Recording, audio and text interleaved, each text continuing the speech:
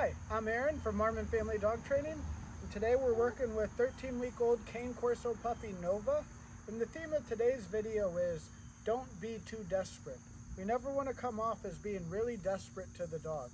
If we're ever chanting its name or telling it to do something over and over, please come here, please do this or do that, we're on the wrong side of the power dynamic.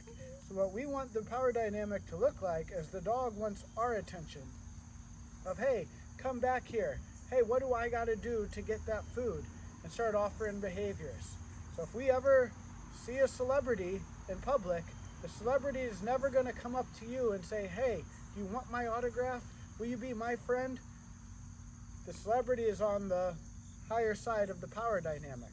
So we want to do the same thing of the dog looking at us as the celebrity, never being desperate for its attention, of the dog looking for us though. If we don't have the engagement, if the dog's not interested in us, we got to start running a drill, a strategy of how can we get the engagement back to us.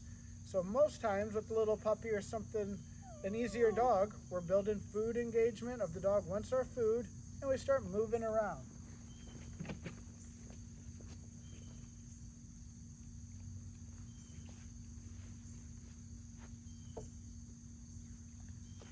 So whenever it's just me and the dog, I'm just trying to act as if I could care less if it's doing what I want it to do.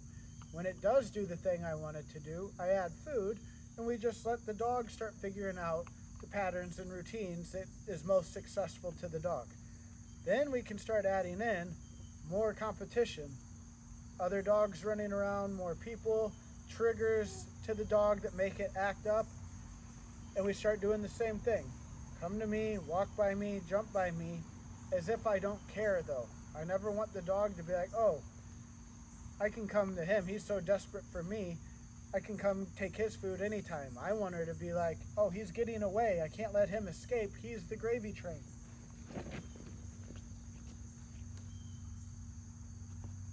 So we build that up using patterns and food, and then we start slowly adding in more and more distractions with stuff around. But if the dog doesn't want to be by you to begin with, you have to start using food and movement to make yourself worth the dog's time.